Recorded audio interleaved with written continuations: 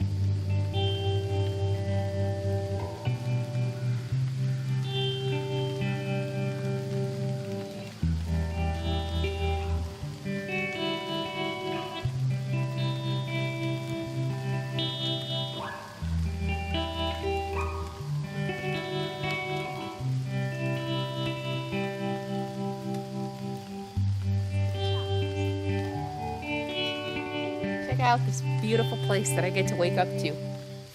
Today is day 12. It's Friday. Today is day 12. And it has been a long time since I have been any place for 12 days. I don't even think I was at Marble Canyon for 12 days. Remember Marble Canyon? That's the last time I was at a camp for any respectable length of time. And as you know, since I've been traveling to the East Coast, it's been moving a lot. I don't even think I was at Marble Canyon 12 days, maybe just 12 days, and I plan on being here a couple more days, full 2 weeks. Being in a camp for a while allows me time to get a lot of work done, for one thing, because I'm not driving every day. I'm not looking for a new campsite and all of that, as you know. For years, that's what my weekends were. I worked Monday through Friday, and Saturday was errand day, really literally running around, doing all the shopping I needed to do, just taking care of all the stuff I needed to take care of. Sunday was really pretty much the only day I had to relax, although then I'm putting away groceries, I'm cooking, I'm doing stuff around the house. And when we first bought the house, I was really excited about doing yard work. Oh, I get to do yard work. And we had a tiny postage stamp yard. I think our lot was 3,000 square feet, I think. I mean, tiny. That's what it is in the Bay Area. And I was really excited about doing yard work. I think we did yard work for 2 months, and then we were like, I'm not spending all day. A tiny lot, but it had a lot of stuff that needed to be done. It wasn't just grass. We had roses, we had shrubs, we had weeding that needed to be done, and of course my husband wasn't going to do it. so we decided to hire somebody 2 months after moving into the house.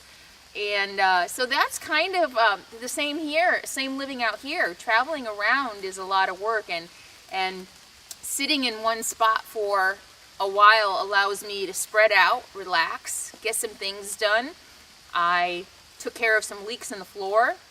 Once I tore up the floor, I realized I had water coming up through the floor, and when I investigated, I discovered I had a giant hole in the wheel well of my back wheel. And so I sealed it up with some silicone sealant, and I also sealed the floor on the inside.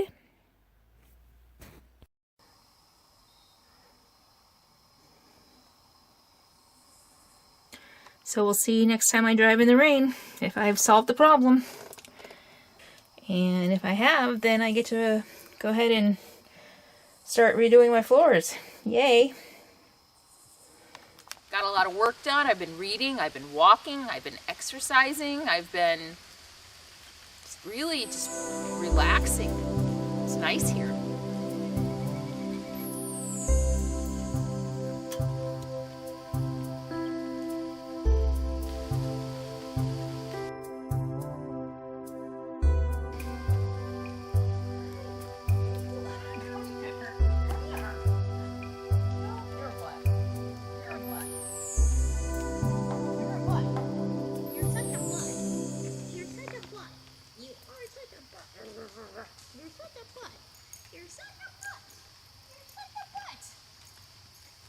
I get asked a lot, why don't you just, two parts to this question. why don't you stay in one place for a month? Why do you move all the time? And the other question I get a lot is, why don't you just buy a piece of property? My limit really is about 2 weeks. I'm already, what did I say, 12 days. And I think yesterday, the day before, I'm starting to feel like it's time to move on. Part of the reason is because if I go into town, which in this case is a 50-minute drive, to get supplies, I have to pack everything up. And usually by the time I do that, I want to go explore someplace new. What's the sense of coming back to what I already know? I did that once here about, I think last week. One day I had to go get mail. My mail had come. And so I went into town, got my haircut, got mail, did all my shopping, and I came back here because I had just been here a few days and I really liked it. But at this time, 2 weeks will be enough. I'm ready to move on. I have said this, I think, in a blog, that even in my old life, I got really excited every time I moved to a new neighborhood, new shops, you know, new grocery stores to discover, new people, new neighbors, new trails to hike. But within a couple of months, I had explored all the trails, and they were literally, they were boring to me by then. And so that's why I'm a nomad. It seems funny to me that people say, well, why don't you just buy a piece of property? Why don't you just stay in one place longer? They kind of don't get the whole essence of my channel.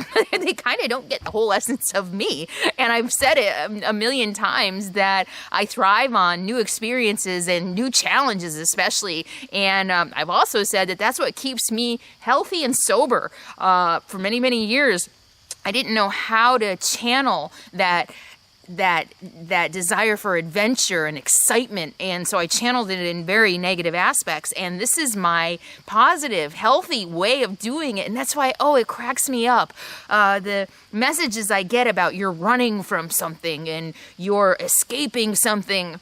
You don't get me. You're not listening. It's really funny. I hear that quite often, and that might be true for some people, and I do understand also that some people are probably just not going to understand how I was able to do this. It scares people. Not only does it scary to people, it challenges their own lives. It challenges their own beliefs about their life. It challenges their own excuses for not living their dream life, right? That's why I move as often as I do. And I've said this in other videos, moving every day, even every few days, gets taxing sometimes. I have a video coming up, or in the past, I'm not sure, 6 campsites in 6 days. That was fun. And we all have moods. Sometimes we need to stay put. Sometimes we need to travel. Sometimes we need to stay in bed and read a book. And sometimes we need to go out and be with friends. Same with my nomad life. Sometimes I need to move, and sometimes I need to stay put. That's why I don't have a piece of property. Having a piece of property means I always stay put, or I stay put. So this is my view on owning property and a house. When I went to Europe the first time for 3.5 weeks, with a backpack and a train ticket, and thought about how much more I wanted to travel, and then a couple of years ago I went to Greece for 3 weeks. While I was traveling, and then I did the John Muir Trail for 26 days. I was gone an entire month. While I was doing those things, I was paying rent to store my stuff, right? That's all it was. It was my apartment became a storage locker, a $1,500 a month storage locker. So in addition to the thousands of dollars it costs to travel, I had to pay $1,500 to store my stuff while I traveled. So that's how I view property. I don't need it. It's not something I need to feel comfortable and safe at this point in my life. That might change eventually, but at this point in my life, I don't need the security of having a home base. For me, it's a waste of money at this point. It's a piece of property, so that I can go to every once in a while that I don't need, or to go to in the future, or to house stuff while I go out and travel. And that's what a lot of people do. A lot of people like having a piece of property to go back to. They have a piece of property, they have a home base, they go out and travel, and then they go back and they have a place to stay. I don't need that. All I need is Matilda. I can park it anywhere, park it in storage for a month, and that's what I plan on doing next time I go abroad. I'll just park it in storage. I'm not sure I'd be able to park in long-term airport and that might get expensive. So my goal really is just to park it in a storage facility and take Uber or whatever to the airport, pay what, $40 a month to store my stuff instead of a fortune. And so that's why I travel, and that's why I don't have a home base, and that's why I don't stay in one place for a long time, and that's why I don't own a piece of property or a tiny house. My tiny house is on wheels. And I thrive on different experiences. I thrive on challenges, especially. Challenges let me know what I'm made of, and my innate, insatiable curiosity allows me to be out here and be more curious than fearful. I was thinking about that the other day. Some of the stories that I've told you all about midnight visitors. Oh, so last night, Capone started barking for no reason. I was hearing things. I don't know. It was weird. I don't know what was going on. It just felt a presence. Felt like there were eyes on me. And I'm in there cooking, and I'm looking around, and I realized I wasn't scared. I was curious. I wanted to see what was out there. I suspected it was a bear or a cat. And so my innate, insatiable curiosity, and even with the trucks that come in the middle of the night, I was curious. What are they doing? What are they doing? And then I took precautions to be safe in case it was nefarious reasons they were there. But for the most part, I'm curious and not fearful.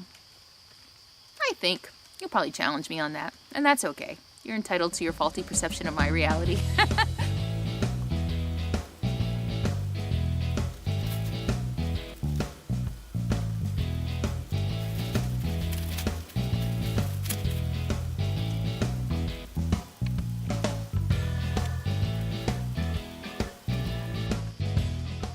My morning routine. Position my solar panels to get the most sun. And it's been raining, I think, for 3 days. So just kind of getting straightened up around camp before I start my day. Time to get to work. Videos that need to be edited and comments that need to be answered and all kinds of fun stuff.